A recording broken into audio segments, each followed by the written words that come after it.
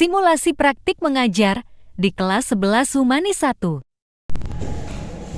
Ya, Man.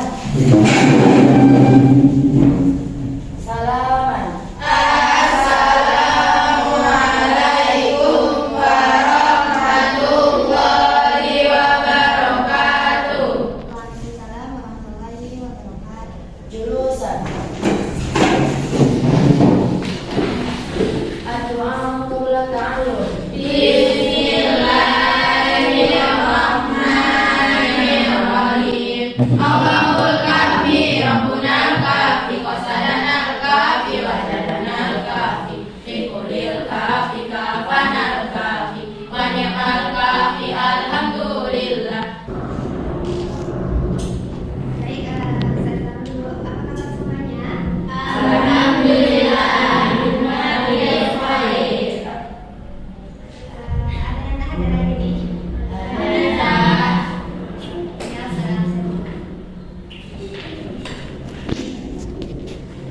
siapa yang hadir?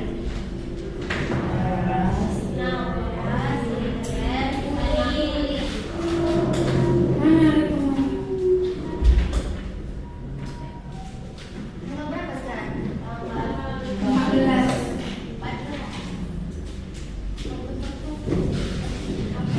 Ya, salam saya dulu. Aila. Andin, Adelata.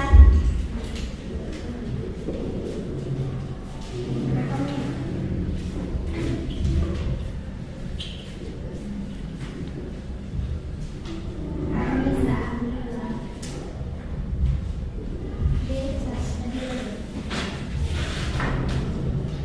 Jihad. Nasari. Maulida Akmal. Mona. Nafsa.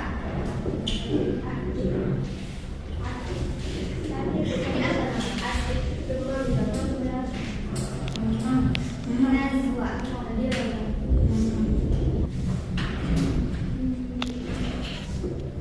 Baik, sampai mana kita kemarin?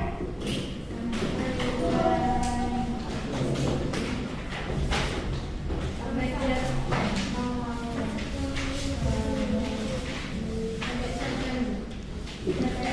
terpendam kan?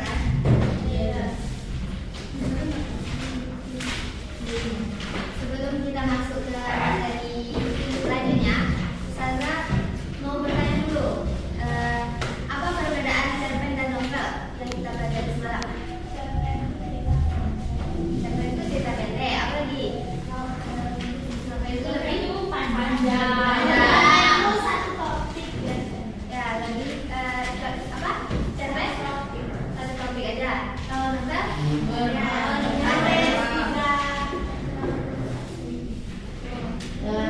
Apa Terus kalau cerpennya kata-katanya 10.000, tapi kalau novel itu 35.000 kata. Ya, kalau cerpen disajikan dengan 10.000 kata, sedangkan novel 35.000 kata. Apa lagi perbedaan cerpen dan novel? Tokoh. Ya, kalau di cerpen berapa tokoh? Biasanya Cuma ada 2 orang. Tapi kalau di novel, nah, tahu perbedaan novel dan cerpen? Nah, selanjutnya kita masuk ke materi tentang unsur-unsur dalam novel. Apa saja unsur-unsur? Unsur yang kamu dalam cerita. Ada unsur in,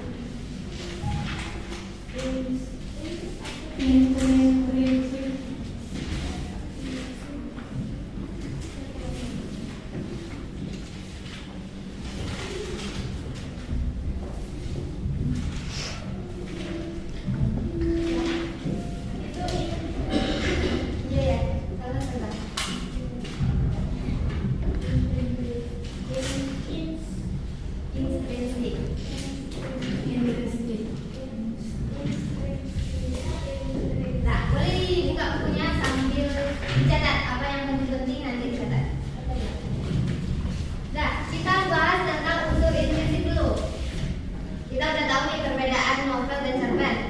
Setelah itu kita bahas tentang unsur intrinsik. Unsur intrinsik ini merupakan apa? Menurut kalian apa? Unsur yang berada di dalam. Ya, unsur yang berada itu apa dulu? Definisinya dulu. Definisi dari unsur intrinsik itu.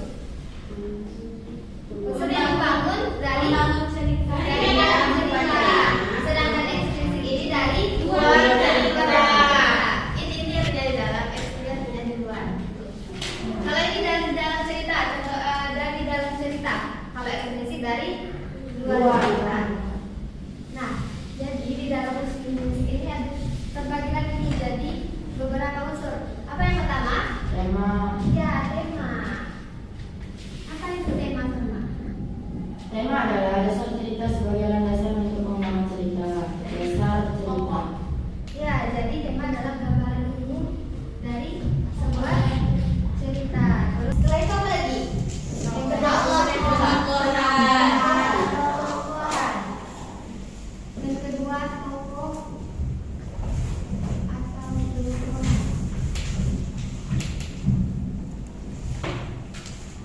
Apa itu tokoh atau tokohan? Seseorang untuk mendeskripsikan tokoh.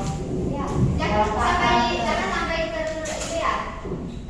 Bedakan antara tokoh dan penokohan. Kalau tokoh itu adalah Orangnya. ya, orang yang berperan dalam sebuah cerita, sedangkan penokohan itu Watak. adalah yang watak dari tokoh ini. Kalau tokoh itu pemeran dalam cerita, sedangkan penokohan itu watak atau sifat atau karakter dari tokoh tersebut. Ya, apa sih? Siapa? Nah, apa selanjutnya? Alur. Setelah tokoh. Alur, tentang cerita. Alur. Apa itu alur?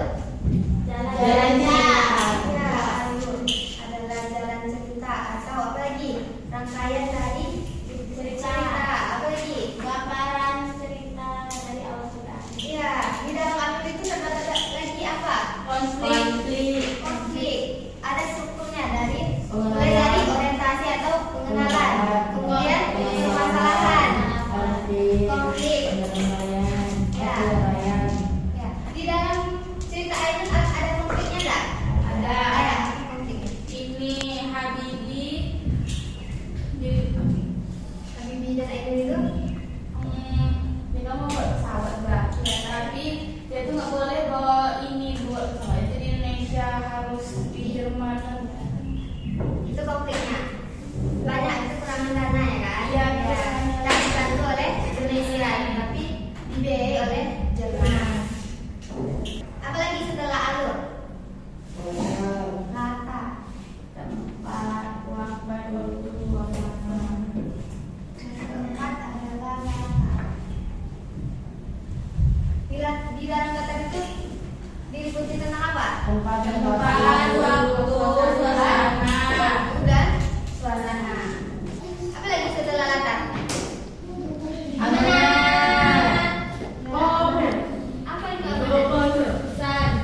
Pesan yang disampaikan oleh pengarang atau penulis. Kata pembina. Amanat. Jadi di dalam cerpen atau novel itu cerita yang dibangun dalam cerita tersebut ada amanat namanya, yaitu pesan yang disampaikan oleh penulis kepada pembaca, kepada kalian-kalian yang membaca novel atau cerpen. Di dalamnya ada sebuah pesan yang bisa kalian pelajari. Mana amanat ini bisa secara tersirat dan tersurat. Nah, selesai amanat. Apa lagi? Sudut pandang. Nah, itu ekstrinsik. Ya masih di ekstrinsik ini sambungan. Nah, yang keenam apa lagi? Sudut pandang. Sudut pandang. Apa itu sudut pandang Aisyah? Berubah orang lain cara membaca terhadap pandangan seseorang bukan menulis dalam cerita. Jadi sudut pandang itu merupakan posisi atau pandangan penulis kepada pengarang atau kepada pembaca. pandang itu terbagi lagi menjadi 3. Ada sudut pandang orang pertama, ya, ada sudut pandang pertama, ada sudut pandang orang kedua, ada sudut pandang orang ketiga. Kalau sudut pandang orang pertama itu dia menggunakan penulis itu menggunakan atau memposisikan dirinya sebagai aku, saya, gue. Itu sudut pandang orang pertama. Sedangkan sudut pandang orang kedua, penulis itu memposisikan dirinya sebagai bukan kamu dan Anda. Sedangkan sudut pandang orang ketiga, dia dan nama orang. Ya.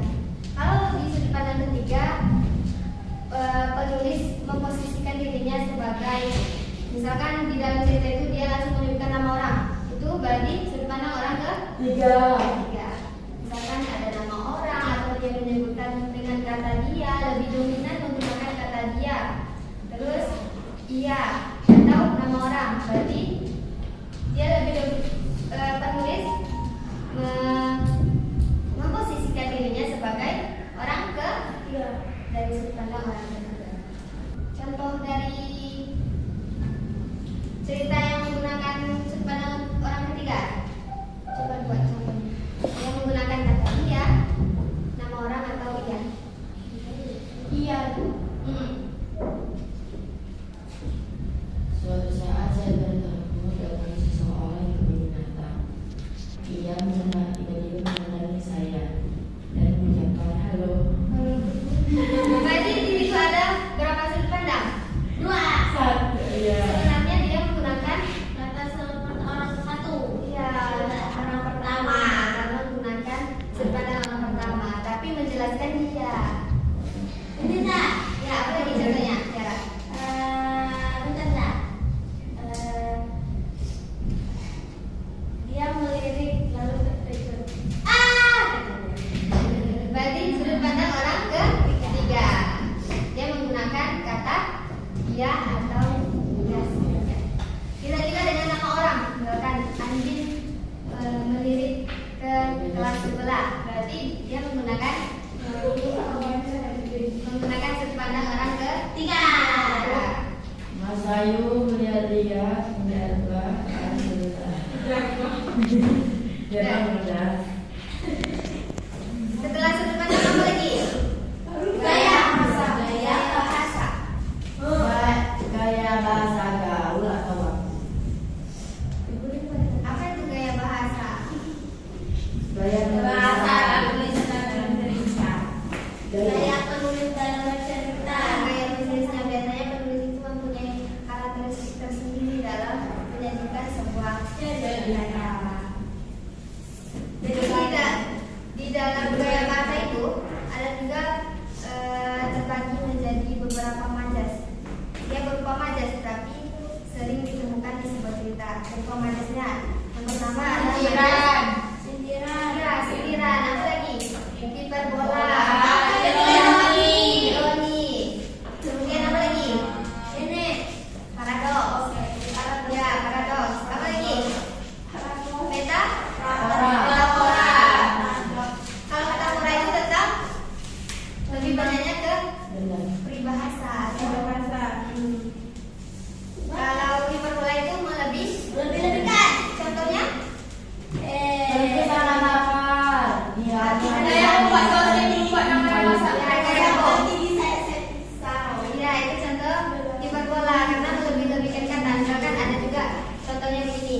Dia merupakan anak emas di keluarganya. Kan anak emas itu dilebih-lebihkan. Apa lagi contohnya? Contoh dari gaya majas itu enggak? Personifikasi. Memanusiakan kata benda, kata benar-benar. Nah, itu benar ini ada di atas buku. Iya, betul sekali. Itu contoh dari majas personifikasi. Ya, itu bukan gaya bahasa. Jadi kalau kalian mau belajar band atau membuat novel harus ada gaya bahasanya. Ya, gaya bahasanya ada metafora, ada hiperbola, ada personifikasi, apa lagi? Sindiran atau ironi.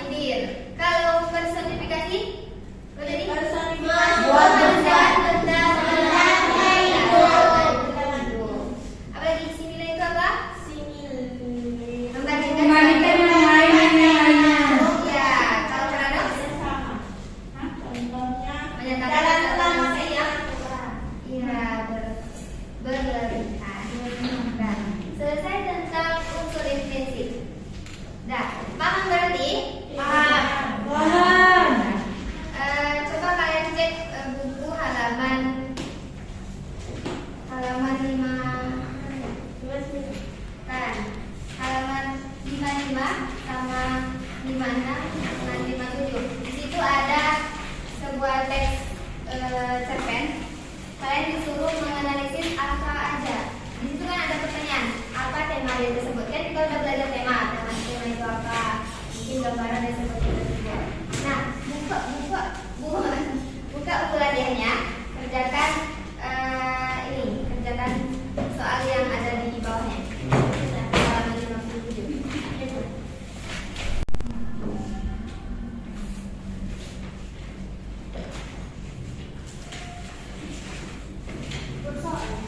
Ya, boleh soal.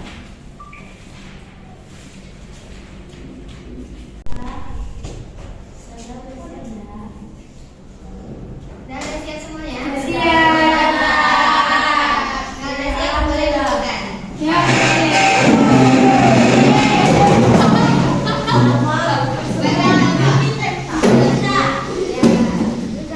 Kumpulin. Ini ada.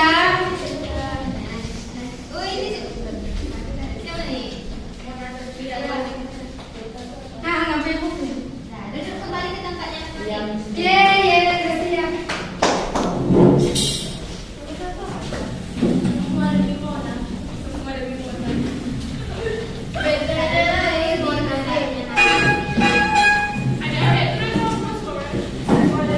Oh, udah. Ayo. Duduk loh.